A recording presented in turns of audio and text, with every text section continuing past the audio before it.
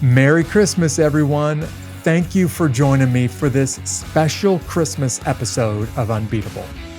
My guest this week is Jill Stephenson.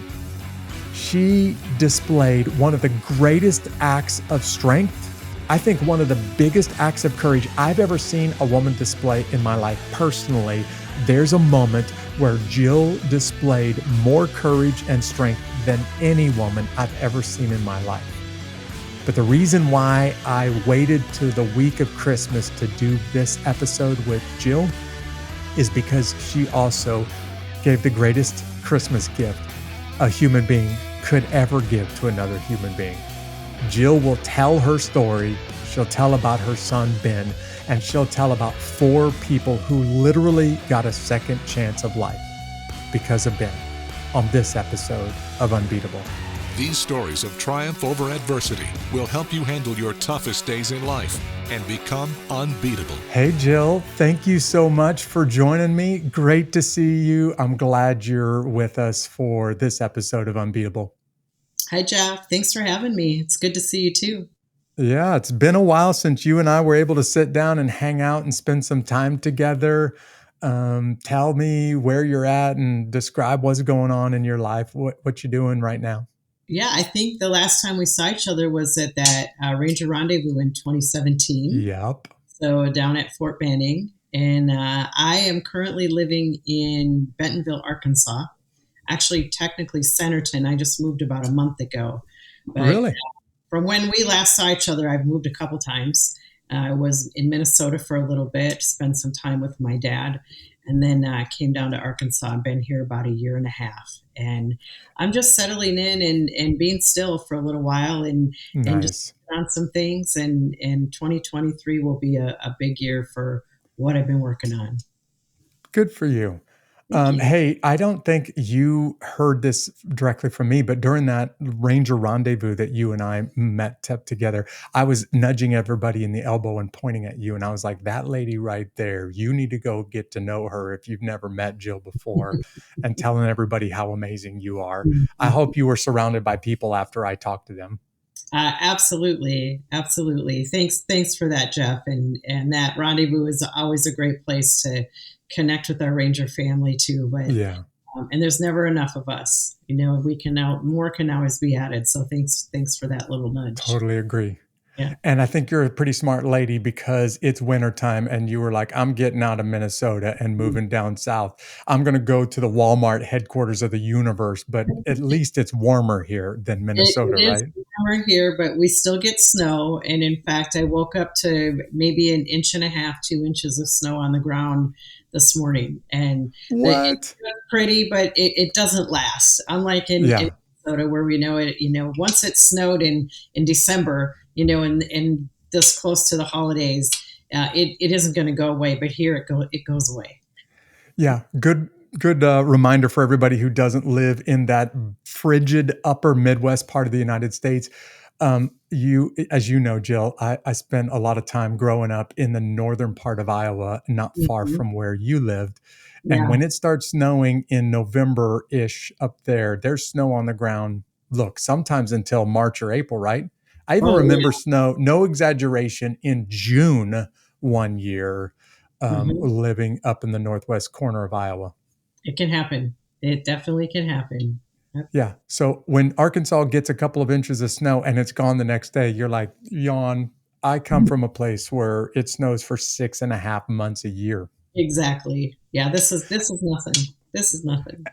And then you get mosquitoes that are about 6 inches big up in the upper Midwest because of all of that, wet, moist summers up that way too. But we'll get off of the mosquitoes and the snow for a few minutes. Yeah. Hey, so let's talk a little bit about when you and I got connected. We kind of got connected in a very unusual way. In fact, I want us to talk about the person that connected the two of us, your son, Ben. And I really want him to be the focus of this episode. But Jill, I saved the best for the end of the year, 2022. It's the week of Christmas, and I wanted people to hear one of the most incredible gifts any human being has ever received came from your son, Ben. I don't want to spoil it for the audience, so we'll talk about the gifts that Ben gave. But let's talk about Ben. Tell everybody what kind of a child he was growing up. Describe him a little bit, what it was like for you as a mama to have your only son who was wild, strong, and very, very talented. Yes, he was. Yeah, single mom with a boy, with a little boy, and Ben was 100% boy from the very beginning. He was always adventurous, always getting into some type of shenanigans. He loved being outside. I love being outside, so he got some of that from me. But he was very driven. He had a sense of humor, and he was always focused on what he wanted to do. He was everybody's best friend growing up, and he loved people that were older than him. He Yeah. sought out wisdom from adults. So he did better almost in seeking out that adult company. I mean, he liked hanging around with kids too, but he liked the adult company just to be able to absorb the wisdom that they had from their life experience. But always an adventurous from when he was a little boy, and that, of course, spilled over into him becoming a ranger. Yeah. No wonder that he would do so well in the United States Army and fit in so well as an Army Ranger. If he's the kid who loves being outside, loves an adventure, doesn't mind getting in a little bit of trouble and skinning up a knee or two as a boy, right? Oh, exactly. Exactly. In fact, I will tell you that Levi's jeans never held up to Ben. They should have sent you free clothes and said, if Ben can handle, if these clothes can handle Ben, then they can handle anybody, right? Exactly. Exactly. I had to switch brands, just saying, because the Levi's Yeah. didn't hold up to his adventures. Yeah. Yeah. Um, I think I already know the answer to this question, but tell us about Ben as a high schooler, like what kind of athlete student he was. Ben was very athletic. He was always focused on being healthy, which made him a good athlete. He excelled at baseball in middle school, All and he was right. actually a really good catcher. And I encouraged him to pursue that, but he didn't have an interest in taking that any further. He wanted to play football. And so he Nice. played football all 4 years of high school. That gave him year round access to the gym, which helped him to stay fit and healthy. So he could not just, it wasn't just the gymnasium for running, it was the gym with the weight equipment. So he stayed fit year round, even though football, is a short season. Hmm. Ben, that sense of adventure followed him right up through high school. He was a very good looking guy, so the girls loved him. Of He was, course. of course, yes, he was everybody's best friend, though. He did not fit into any category of high school, or he truly was a friend to everybody in every one of those groups, that we have in high school. But very tenacious, very driven, and he was also a hard worker. He was a Yeah. guy that held jobs from when he was very young and enjoyed doing that, enjoyed working and having his own money. And I didn't have to help him with that at all. It came naturally to him. I think that he learned a lot of that, though, from my grandfather, a World War II Yeah. veteran who knew the appreciation of doing gratuitous work, that you work hard, you can play hard, and you earn Right. that freedom from your hard Yeah. work. Ben had a level of maturity while he was in high school. We talked about this. Mhm. And that level of maturity was probably heavily influenced by your grandfather. So, can you describe, like, why did your grandfather have such a big influence? Like, what was the relationship like between him and Ben? Well, going back a little bit, Jeff, I raised Ben as a single mom, and he was my only child, a boy, obviously. So my grandfather was the strongest male role model that Ben had. My grandparents had a cabin up north in Minnesota, is what we say. You're familiar with that in the Midwest, Yeah. but in northern Minnesota. It was about a 3 hour drive from where we lived. And I spent a lot of time at the cabin as a little girl myself. So when I had Ben, I in turn wanted to allow him to Sure. share in the same experiences. So we were on a lake that had no public access, so we could fish and swim without being, interrupted or having to be too cautious about other people being in the way. But there was a lot of fishing that went on up there, a lot of fun outdoors things, but there was also a lot of chores that were Yeah. required to be done because it was a large property outdoors. So there was yard work and boat motors to keep clean and Hmm. things like that. And so Ben followed my grandfather around and just absorbed everything that he had to say and showed him like a little sponge. And it began when he was very young, about 7 years old. And wrapped up in all that was the fact that my grandfather was a World War II veteran, Yeah.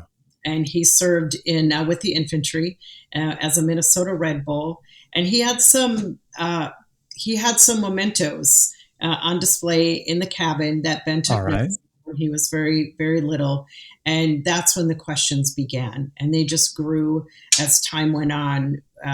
And Ben's admiration grew as well as my grandfather explained to him what some of those things were. And Ben Yeah. wanted to know what some of those things were. And so his admiration, like I said, was all wrapped up in the fact that he was a veteran and that he served his country honorably, and all the other things came along with that package. So Ben truly admired him for everything he was as a man, as a husband, as a father, as a grandfather, as a great grandfather, as someone who served his country, somebody who actually worked for the government. My grandfather was a retired postal worker. All right.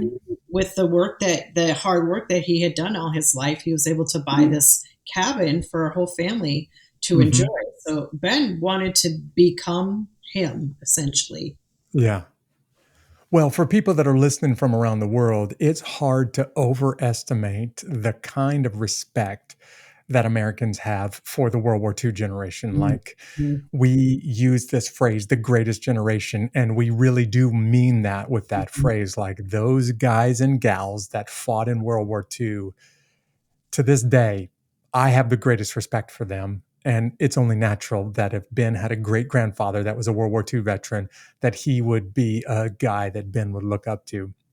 But I Yeah. was just thinking, you described like the ideal teenage boy's paradise when you're talking about a cabin way up north with lots of fishing, lots of stuff to do outdoors, a little bit of work that goes along with it, but a lot of play outdoors. Like, that sounds like the ideal summers for any guy that I know.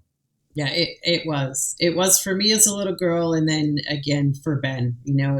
allowing him to have those same experiences. And we spent a lot of time up there, any chance we got. And it oftentimes was just a long weekend.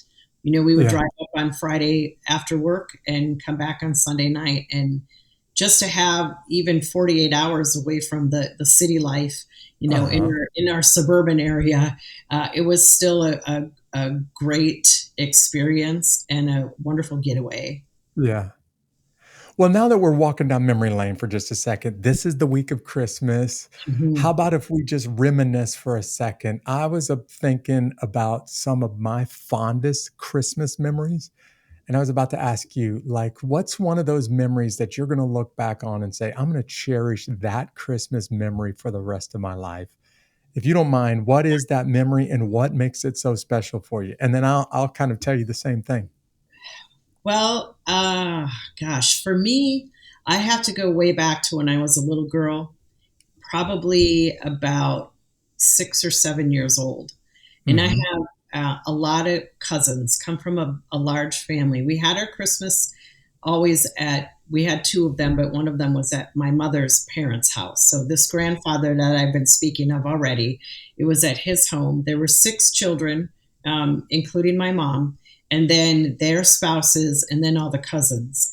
And as the littlest children, we got all the presents, but everybody Yeah. got gifts. Way back then, I'm talking in the early 70s, and the Christmas tree was just loaded. I mean, it was Awesome. overflowing with gifts. And so it was so exciting to go get the gifts and find our little spot in the house to put our pile up there and Hmm. open them up. And why that's special to me, I mean, it wasn't about the gifts, and looking back, it was about sharing that, building those memories together and having that time as a family and just cherishing each other Yeah. and not being as young as I was and not being affected by, the ugliness of the world that can come in and not feeling, Oh, yeah. I wasn't alone. I had shelter, I had food, I had all these wonderful gifts and just the magic.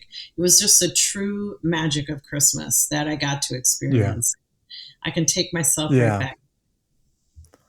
That sounds pure and innocent. It actually sounds awesome. I hope other listeners are saying, "Yep, I had a moment like that too." Mhm.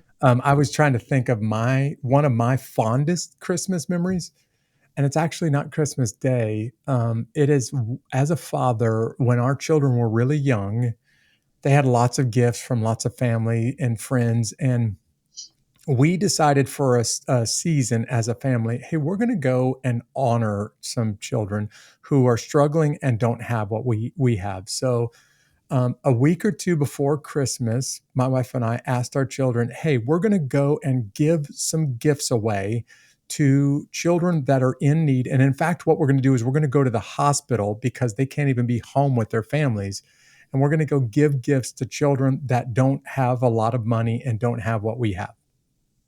And then I said, I'm going to give some of my stuff away to the parents. Would you be willing to give up some of your toys? Now, our children were really young, and this is a moment that will stick with me for the rest of my life. We didn't put any pressure on them. You don't have to give anything if you don't want. You can give one thing. You can give a lot of stuff. You can give whatever you want, or you can give nothing. But we're just going to go as a family on Christmas Day, and we're going to go bless another family and do something nice for their children. And the moment that I will remember forever is watching my children pick out one of their toys and say, I want to give this to somebody else. But what really stunned me, Jill, was they chose their precious toy, like the toy above all of the other toys that's like number Mhm. one on their list. And they decided, I want to go give this thing away. And I'm like, are you sure? Because like that's your favorite toy. And they Right. said, no, I want to give it away. And I was just blown away. No pressure at all from us as Mhm. parents, just blown away by their generosity. I was thinking, I wish everybody could see just how generous they were being. Yeah, that's wonderful. That's Yeah. wonderful. Um, let's move forward in time a little bit to the point where Ben comes to you and starts talking about joining the military because he kind of had a great grandfather that was influencing him. But when did you learn he's really serious about this? Well, that came in 2001 when Ben was 13.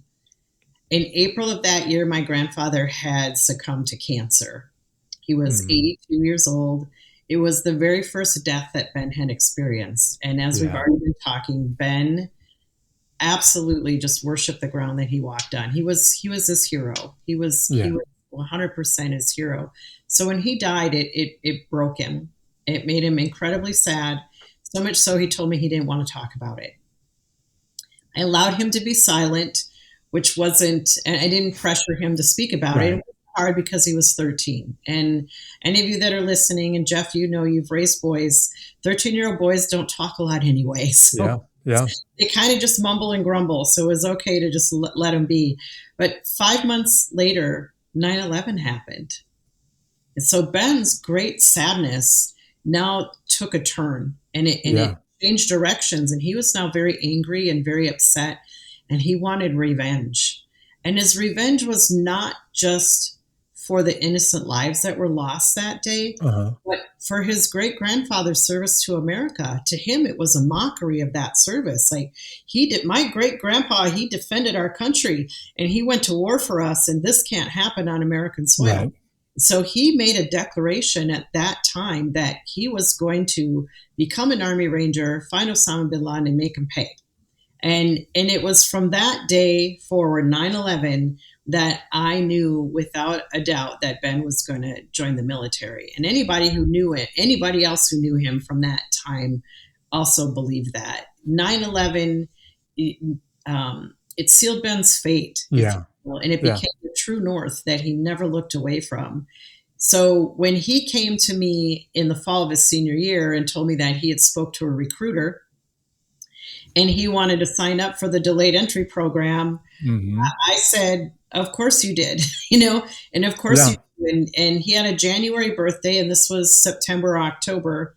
And Uh-huh. he said, if you don't sign the papers now, he can sign them himself in January. And I didn't Right. hesitate because I knew that this Yeah. day was coming. Well, I want to point out the focus that he had. So 13 years old, and he's deciding, I'm going to join the army. I'm going to become a ranger. I'm going to fight I'm going to go fight against bin Laden. And lots of 13-year-olds boys say that. But Ben had the focus to not just say it, but to actually do it, which Yeah, is very, very unusual. yeah. Um, Very, very rare, Tell I us, think. Yeah. as a mother, a single mother, only child, tell us a little bit about what's going on in your heart when he says, I've already talked to a recruiter and I'm going to sign the papers anyway if you don't sign for me, but I'm joining up. Like, what was that like for you personally? A lot of people ask me that question, Jeff. And a lot of people now, especially in hindsight, because Ben, lost his life, why didn't stop him? Why didn't, Yeah. put down that, take hold of that power because he was my only child and say, I don't want you to go. You can't go. Because of his upbringing and how deep rooted I knew that his wanting to serve was, Hmm. I never felt it was my place to get in the way of that. I believed it was what he was meant to be here for. That was Yeah. part of the purpose and the plan that God had for his life from, before he was born. It was still hard in knowing that he was going to be leaving because as a single mom, he was my focus Right. for 18 years. 18 years it was, everything was about Ben. And I had, I lived and worked and breathed everything for Ben and providing shelter and food and, home for him. And I was able to do that, by the grace of God. But as the days got closer and closer to him leaving, it was hard for me because he wasn't going to be there any Yeah. longer. But I knew, like I said, I knew it was his destiny. And I also wasn't worried about him at all because he was so independent and so mature for his age that I knew it wasn't going to be something that would break him. Yeah. Well, this says a lot about your heart, Jill. It says a lot about your love for your country because I know, you know, but the listener may miss the fact that when Ben says this, the nation is at war, and by joining the military, he is virtually saying, "I know I'm going to get sent to war." And when Mhm. you're a mother signing the paperwork so that your son can go join the army, you're saying, "I know you're going to send my son off to war," Mhm. which is no small thing. Even if you had many children, even if you weren't a single mom, this is a really, really big deal at this moment in our history. Yeah, it is, and it was, and I tried not to think of that bigger picture and not to get lost in the worry and in the snowballing of that. Yeah. And I tell people that at that stage of my life, Ben was graduating from high school. I was still very young myself because I had been Mhm. very young, and so I was looking forward to this freedom that I Right. had that I hadn't been Yeah. able to enjoy for many Yeah. years being that single mom. And so there was an excitement for me. But I also came to realize that we were now going to be separated and that we weren't one any longer, one not Right. physically. We were going to be in different parts of the world. But it was then I came to realize that I had to turn over his well-being to God. Yeah. I had to completely trust that God was going to take care of him just as he had in all the growing up years. And then it dawned on me that, well, wait a minute. He hasn't just been taking care of Ben and me as a whole, as one unit, but of us separately. Right. And it was an epiphany for me, Jeff, because I thought, oh my gosh, he's going to take care of me too, just like Yeah. he will of Yeah. Ben. And that was, things changed for me the way that I saw things, and I was able to not ever get lost in a pit of worry about what Yeah. he was doing, and just to let it be, because as I mentioned, I believe it was his destiny to join the military and go fight for his country Right. despite the risks. He knew exactly what the risks were when he signed his name on that dotted line. Well, Jill, this is why I always look military families in the eye and tell them thank you Mm. because you gave an enormous sacrifice. I'm not just talking if Ben would have made it back alive, that alone would have been a sacrifice. But many military families really struggled with the fear. They never got over the fear. They always wanted that soldier, sailor, airman, or Marine to get out of the military because of the danger associated with it. And it sounds like you recognized, look, I can't do anything to protect him, but he's in God's hands, and there's no better place to be than in God's hands. So I'm just going to trust him with in God's hands, and you're in God's hands at the same time. Exactly. I mean, you summed it Yeah, up I perfect. hope some listeners are hearing from you right now because they're struggling with some stuff that's going on in their family, and they would really like to step in and to fix it, but they can't, just like you couldn't take care of Ben while he was overseas. And I hope they're hearing, leave it in his hands, trust it in God's hands. He will take care of it. And it may not always turn out the way you want him to, but he will still take care of things. Yeah. In all situations, in all situations, he will. And I believe what's meant to be is meant to be. No matter what we do as humans, we can't interfere with what God's plans are for us. We cannot cancel what God has called us to do. We're not capable. Yeah. Well, you've already said it to the listeners. Obviously, Ben joins the military. Obviously, he becomes a Ranger. You've already said he goes to combat and he's killed, but I don't want people to miss how this happens. So can you describe really Ben's first combat deployment and then Ben's last combat deployment and what they were like for Ben, what they were like for you, and tell everybody a little bit about what this was like when Ben was getting ready to go off to Afghanistan the last time? So Ben joined the military 1 month after high school. He made good on that promise and literally was 1 month to the day from when he graduated to leaving for Fort Benning to train with the infantry in exactly the same place that his great-grandfather had some 60 years earlier. How about that? Yeah, that was very, very special. 7 months later, he had completed the training that was required of him to become a Ranger, and he was assigned to the 3rd Ranger Battalion at Fort Benning, Georgia. 3 years later, he was on his way to his 3rd deployment. And I jump ahead just to say that in 3 short years, he was already facing the 3rd deployment because as Rangers, unlike, I'll say, the big Army, big military, they deploy about once a year. So 1 year of service is almost always equal to 1 deployment. So Ben had done 2 deployments to Iraq prior to the Afghanistan deployment. And he kind of blew them off to me as if they were, we just did stuff that you do on deployments. We didn't share a lot of details Just with did some cool stuff over there. Yeah. Yeah, we did some cool stuff. Yeah, exactly. And he really didn't share a lot with me, but it increased his confidence of being a man and of being a Ranger each time that he completed another level of training. And then with a deployment, as you know, that's like, completing the greatest of all. Yeah.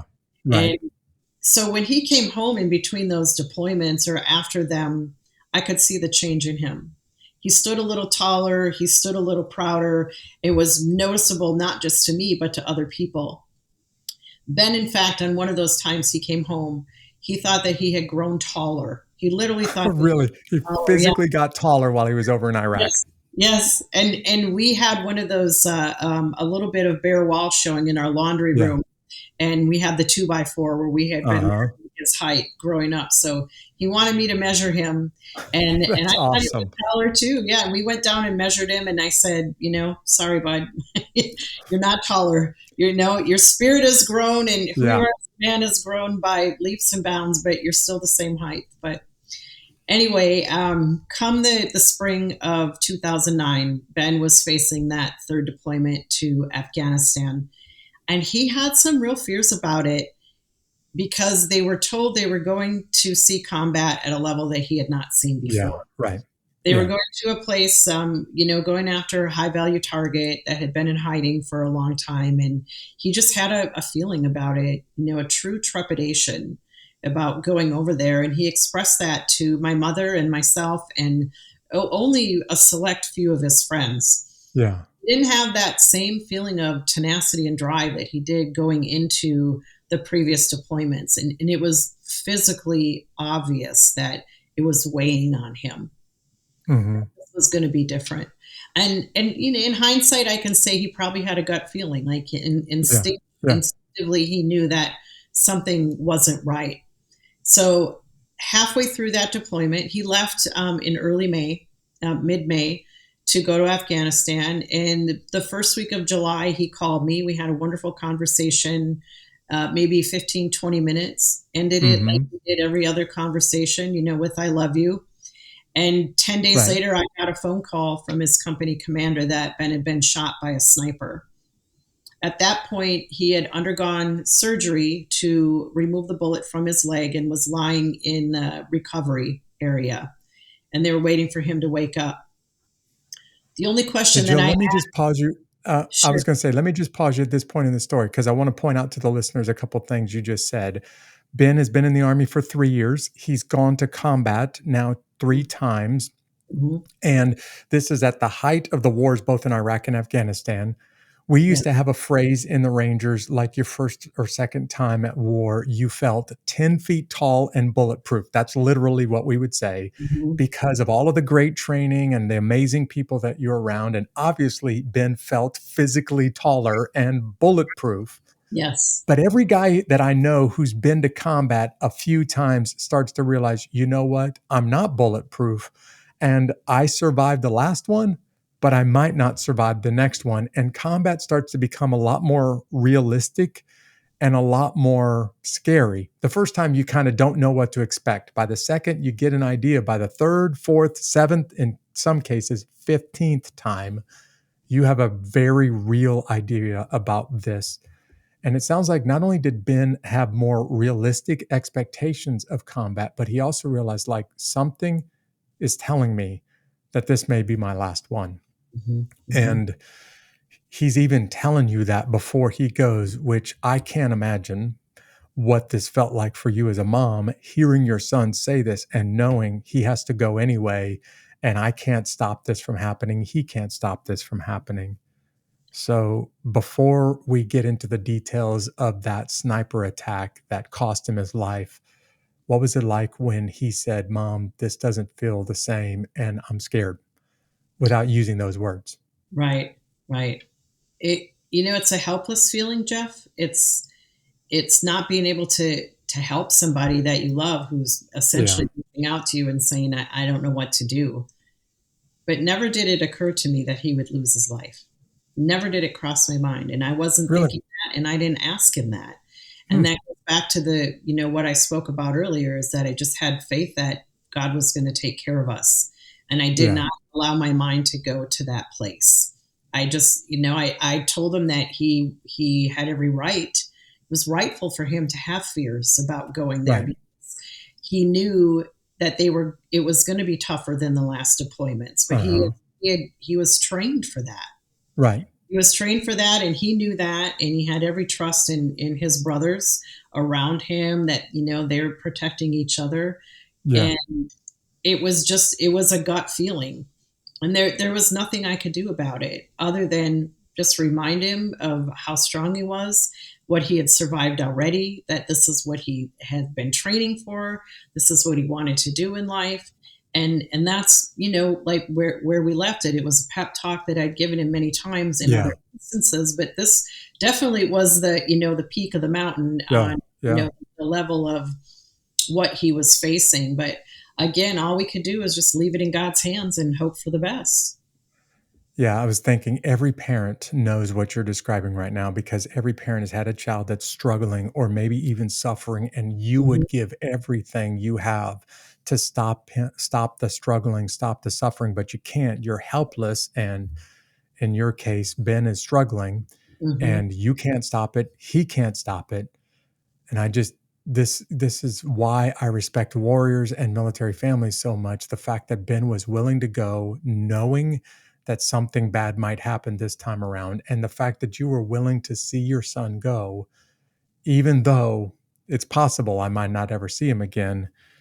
It's incredible the kind of sacrifice that you and your family has made for our country. Thank you. So Thank you. now let's get to the rest of the story. Jill, you and I meet for the first time. while your son is in the hospital. I'm on vacation with my family, just got back from a combat deployment, and I get a call while I'm on vacation saying, hey, there's been something really bad that's happened. There's a family that's requesting you by name, Jeff. Would you stop what you're doing and would you fly to Washington, D.C.?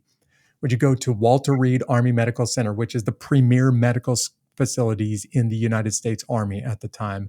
And would you meet with this mother and this ranger who is in very, very critical condition?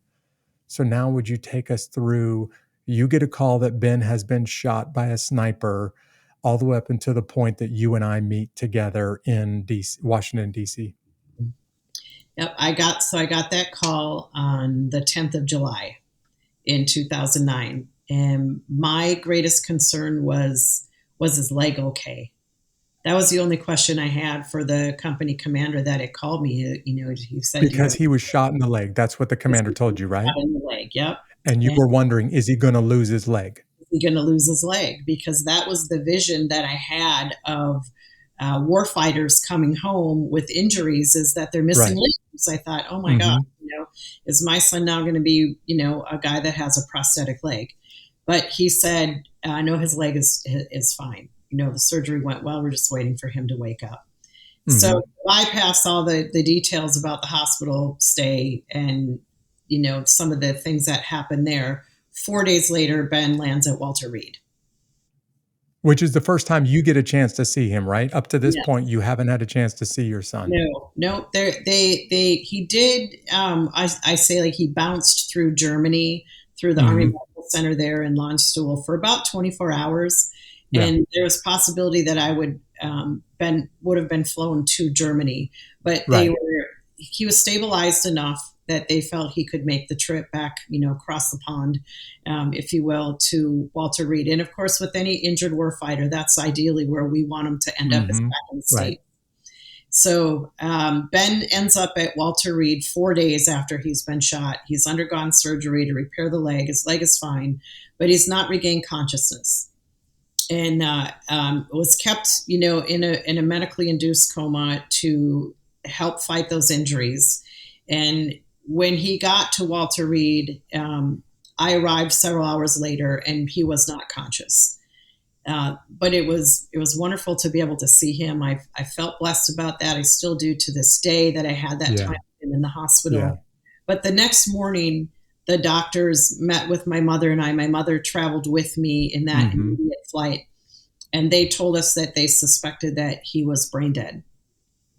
And that suspicion came from the manual testing that they had done on him. Yeah. Reaction from the pupils, non-response from the needle pokes to the palm of his hand and the bottoms of his feet. But they would have to do an official test to determine that, and that test wouldn't be available for several days. So we had some time in the hospital there.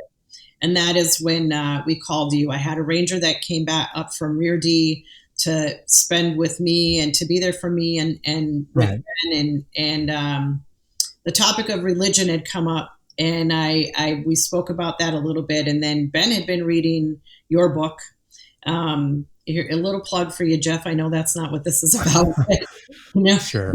Ben had been reading The Road to Unafraid and was very, very moved by it. He told me about it. So I had been reading it and finished it, and I brought it to share with my mother to read, because I figured we'd have downtime in the hospital.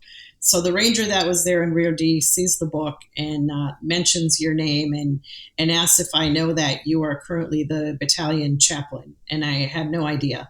I said, no, he's retired. The back of the book says he's living with his wife and children in Virginia, in fact. Yeah. We're like, he's not even at Fort Benning. And he said, nope, he's our battalion chaplain. Would you like me to call him? And so literally, within 36 hours of Ben arriving to Walter Reed, there you came, out of the goodness of your heart, and were, bedside with Ben at Walter Reed. Well, Jill, it was an honor. It was not hard for me to ask my wife, do you mind if we wrap our vacation up early? I need to go to Walter Reed. I need to be with Ben. But actually, I need to go so that I can be with you, Jill. And I really The reason why I wanted to do this episode is to describe what I saw at Walter Reed, because you're not the only parent who lost a child in combat. In fact, I've interviewed other parents on this podcast that have lost children. But I'm going to say something, Jill, that I mean with every word.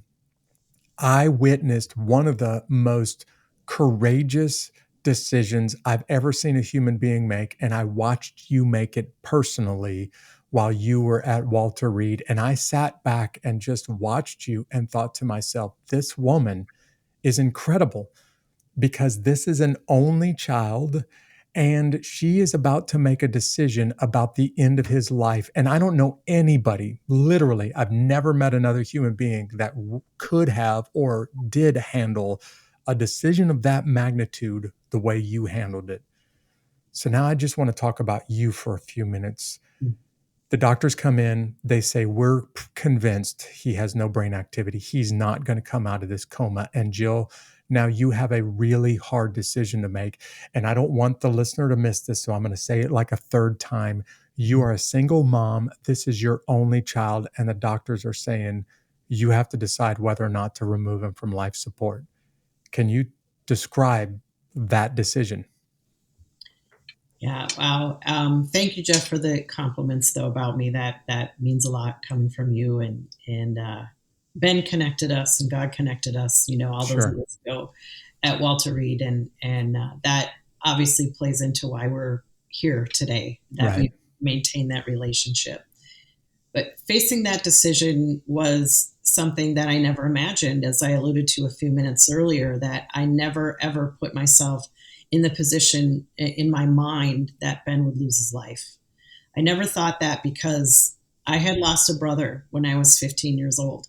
He was hit by a car and actually was dead at the scene of the accident, but there was highway patrol, a couple cars behind him.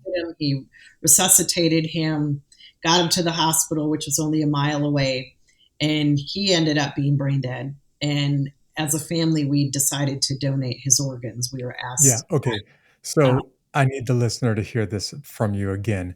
Your mother and you have already gone through this, terminating a child from life support when you're 15, and now you're a mother. This is your only child, and you have to make the same decision, which means for you, all of those memories and all of the pain of the past weighs in on this.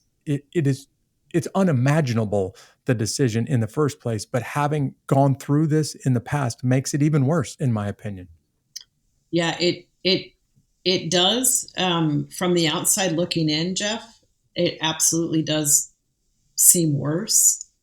However, I viewed it as a blessing almost immediately, because my brother's death helped prepare me for Ben's.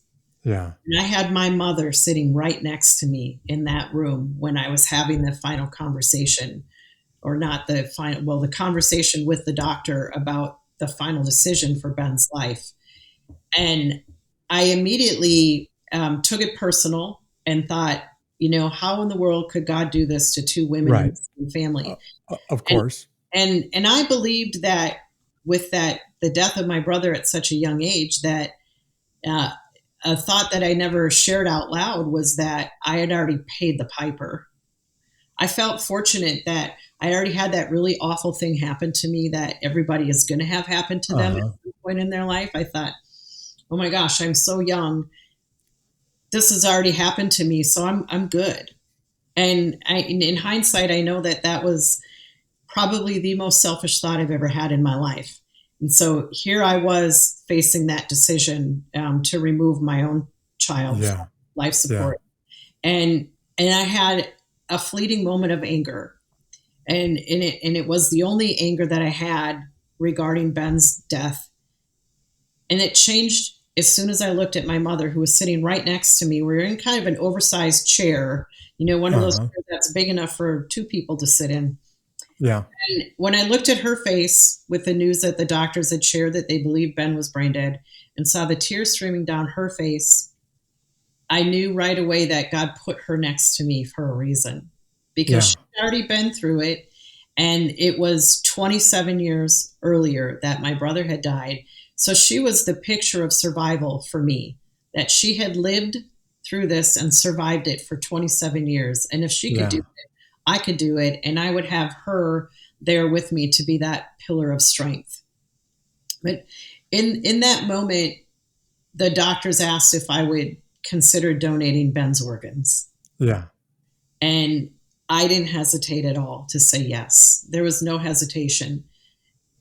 And it was because we donated my brother's organs 27 years Mm-hmm. earlier.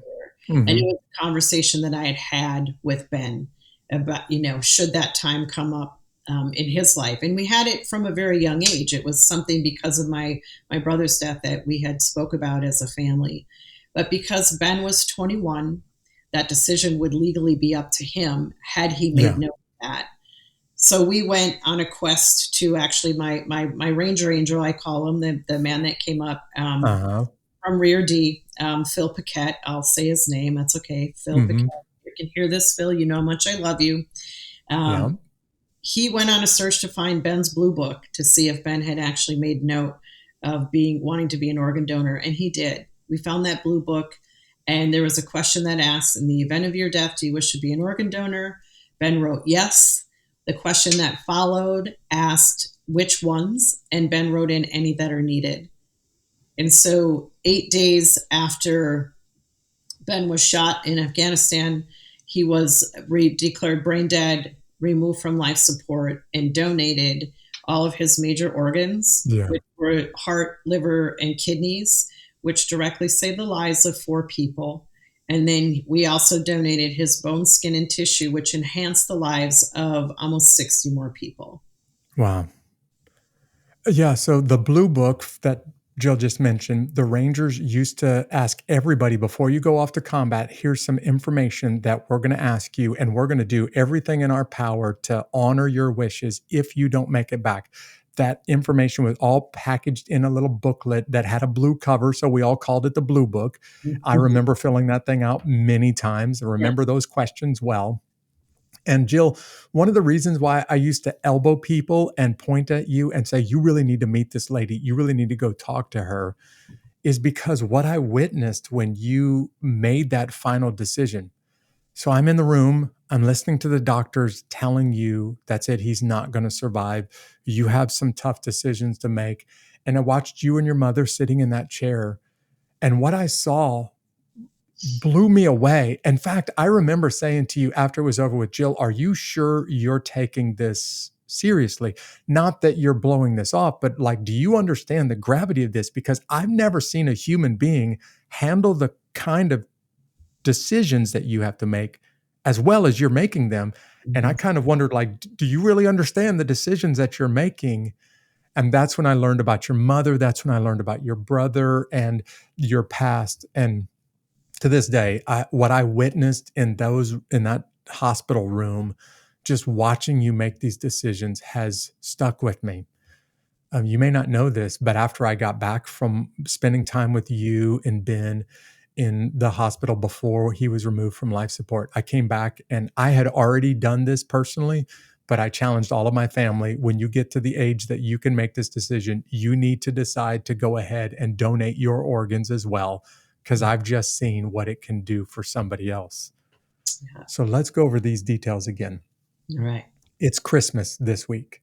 Mm-hmm. And people are going to open up packages and they're going to have some gifts in there. And some of them don't mean anything to them. Some of those gifts, you're going to cherish that memory for the rest of your life. But Ben, at his death, literally gave life to Mm-hmm. 4 people. In fact, one of those 4 people was a family member that you guys didn't even know about. So let's talk about the people that 6 people's quality of life changed because of Ben's death. 4 people got a new chance at life because this is the ultimate Christmas gift. So tell about the organs that saved 4 lives after Ben passed. Yeah, it was the heart, kidneys, and liver. And the woman that received his heart was an acquaintance of a family member. So not a family member. Yeah, not a direct family That's member, but okay. an acquaintance. There was a connection there, an acquaintance of a family member. And when we sat down in the room with the surgeons to talk about which of Ben's organs we were going to donate, and they were explaining to us how that process worked, they told us that we could directly donate any of Ben's major organs to someone. Number one, if they were on the list, and number two, if they were a match. And Mm-hmm. I didn't, none of us, my parents and I were in there, and I think you were in on that meeting as well. We didn't know anybody. And so Mm-hmm. that question kind of was like, okay, in one, out the other, next. Until 2 days later, I got notification through my cousin that she had a friend who was waiting for a heart.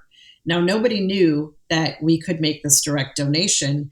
That Right. message from her came in the means of thanking me for agreeing to let Ben be an organ donor because she had a friend who was waiting for a heart. So once I got wind of that, I got all excited. It was like pulling 3 sevens on a one-armed bandit, at the casino. Yeah. Like, oh my Yeah. goodness, the lights are going off. Like, now I know somebody who needs a heart. And so, long story short, I got her people in touch with my people and just put it in God's hands. And less than 24 hours later, was notified that they were in fact a match. And that was an absolute miracle. That was as It really was. my aunt put it, it was a true Catholic miracle. That wasn't green lights all the way to work type of miracle. Right. This was a true Catholic miracle and meant to be. And so Ben's heart was donated to her. She lived in suburban Chicago at the time, and she fit that criteria, not only to be matched as an organ donor, but within a mileage limit to get that heart there in time. So as we speak, Jeff, that was almost 13 and a half years ago. And Ben's heart is still alive and well in that woman's chest. And she's been living with it for 13 years. Yeah. And lungs and kidneys as well saved somebody's life. Yeah. Liver and kidneys? Liver and kidneys. Thank you. Yep. Yes. Yep. I want you to, for the listener, I want you to just think about this for a second. Imagine you're this lady, you have a heart condition, you know that the medical doctors can't fix this heart condition, and you know it will kill you unless somebody else gives their heart. And you get, like, this is the grand prize of organ donors, right? You get a very young, extremely healthy Army Ranger who is killed in combat, and you get a heart that is kind of like, that heart is strong and healthy and going to keep going for a long, long time. And Jill, you and I have been talking about doing this episode for a long time, and we saved it on purpose for the week of Christmas to say, imagine getting that phone call as that family friend saying, hey, we've got a donor, and it's somebody close to you, and it cost them their life so that you could have a new heart. But the heart's ready for you. Show up for surgery on this date, and you get 13 more years of life and still beating, right? Right. Yeah. Yeah. In fact, it's, I don't know the side of the recipient very well at all, but one thing I have learned through her, and I have a friend who was in need of a heart a few years ago as well, is the waiting is horrible for them. Oh yeah. They're not wishing for anybody to die, but they know that their only hope is in the death of somebody else who's been generous enough to check that box and state that on their death, they're willing to save the lives of people whom they would never, ever meet. And sometimes those matches don't work out. They can be scheduled for a surgery and it gets canceled at the last minute. And so they have this rise and fall of hope. And in this case, Judy is still living 13 years later. And the two men who received a liver and one of the kidneys are still living as well today, 13 and a half years later. And the other gentleman who received Ben's other kidney, he passed away 8 months after receiving Ben's kidney of a completely unrelated health issue. But it was his wife and son were so grateful for those 8 healthy months that he had with Ben's kidney. Wow. That they actually put a memorial table out for Ben at his funeral. Oh, that's so cool. Yeah. And I'm still in touch with all of those people today. Yeah. Still today, they're grateful.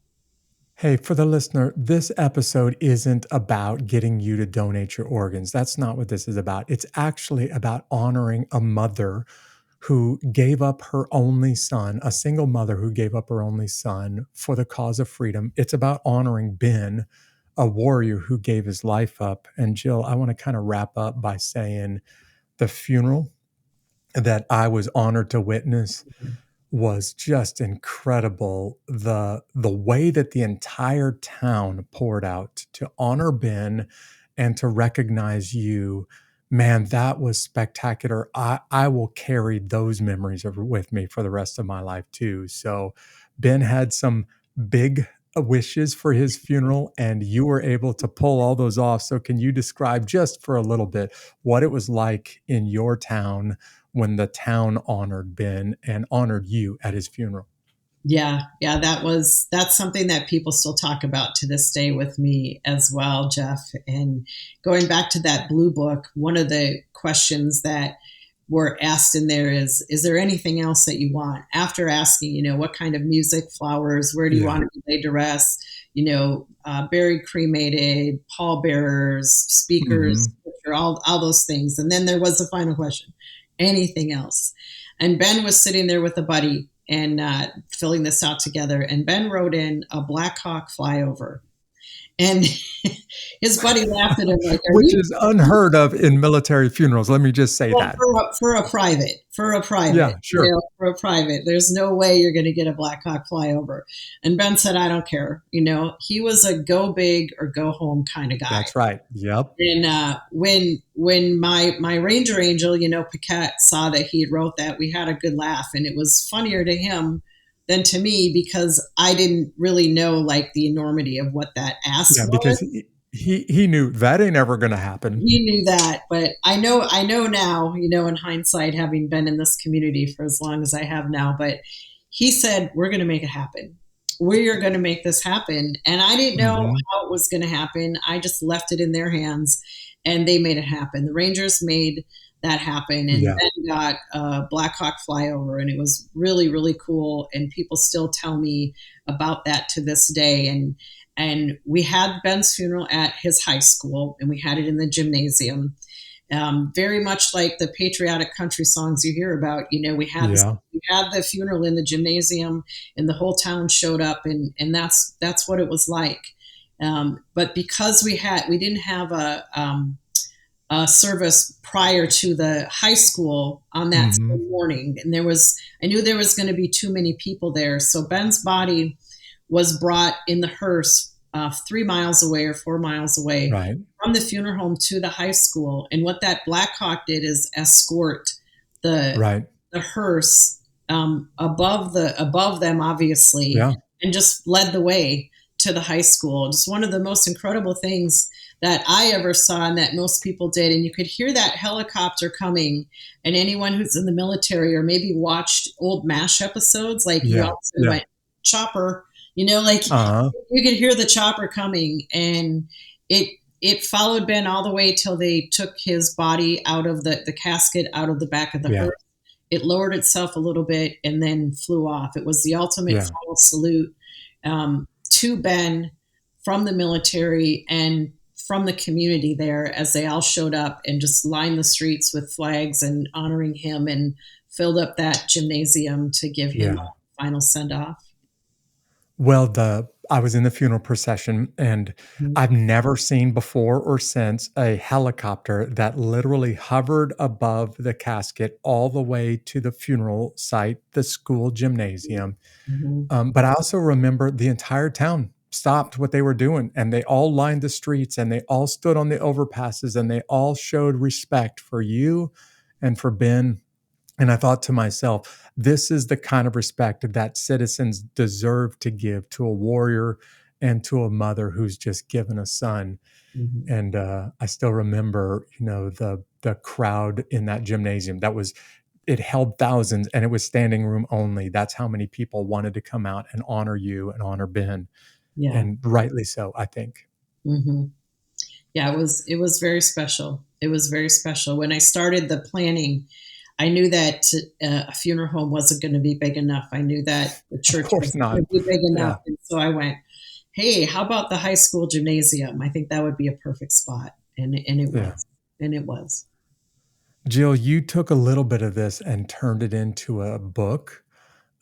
Just to describe the heart, your son's heart, and I don't mean just literally, I mean also figuratively, the kind of heart that it takes to become an Army Ranger, and Yeah. then that heart going on and continuing to beat 13 and a half years after his passing. Mhm. Remind me about the title of that book. Heart of a Ranger. Yeah. Heart of a Ranger. And I'm not Perfect title. author. I helped write it through editing and just making certain that the facts were correct. But Bill Lunn, Lunn, is the author Yeah. of that book entitled Heart of a Ranger. And we released that book 5 years ago. It's done well. And it is the biography of Ben's life. Yeah. I want people to hear, not just about the book. I wanted people to hear from you.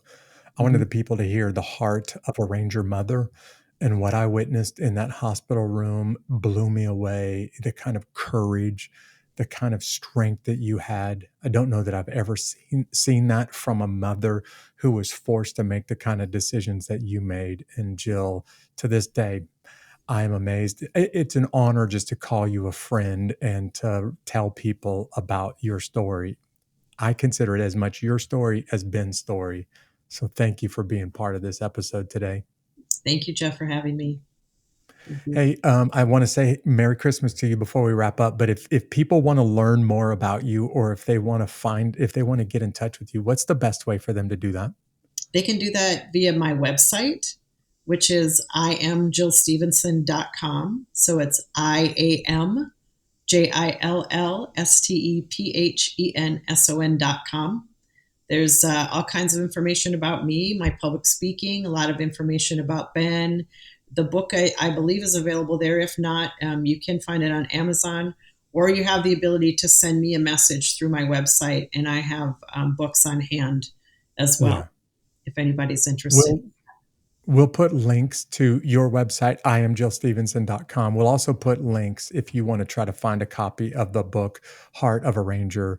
We'll put links on that book. I'm not sure if it's still available like on Amazon out there, but if Mhm. it is, we'll put links to that. But Jill, I want to tell you, it's an honor to be able to know you and to see all that you've done, and not just with Ben at the end of his life, but the way that you continue to lead and to serve people by being a speaker and challenging audiences, and even representing other military families that have lost somebody in combat. So thank you for being part of this special Christmas episode of Unbeatable. Thank you, Jeff, and Merry Christmas to you and your family as well. Yeah. How could losing a brother at 15 years old become a blessing for you later on in life? Well, Jill just described it. It was the moment that prepared her to make the same decision her mother had to make when she was a 15-year-old girl. It was what prepared Jill to make the decision to remove Ben from life support and to donate his organs. And I don't know what you're going through right now. I'm not sure the challenges that you're going to go through in 2023, but maybe you're going through something really difficult right now to prepare you for what may be coming next year or in a few years. Whatever it is, be unbeatable. Be like Jill. Don't give up. Don't give in. I want to tell you thank you. Thank you for joining me for this very special Christmas episode of Unbeatable. And for those of you who have found this podcast for the first time, would you just go ahead and subscribe to us on your favorite podcast platform? If you really liked what you heard today, why don't you send us a message on social media? Or better yet, why don't you go ahead and follow us on your favorite social media platform? Just search for @Unbeatable Podcast, and you'll follow us on whatever is your favorite social media platform. It's Christmas, and I got a gift for you. It's a video. It's a video that I spent a lot of time and honestly a lot of money making for you, just to help you face challenges, to help you be unbeatable when life is unbearable. And this video is my free gift. All you have to do to get it is simply go to my website, go to unbeatablearmy.com, and you'll see a link to be able to access this Ranger video to help you be unbeatable. If you want to become part of the Unbeatable Army, you can do it right there too. I just want to say thank you. Thank you for listening today. Thank you for being part of the greatest fans on the planet. I hope you have a Merry Christmas, and I'll see you right back here next week. God bless.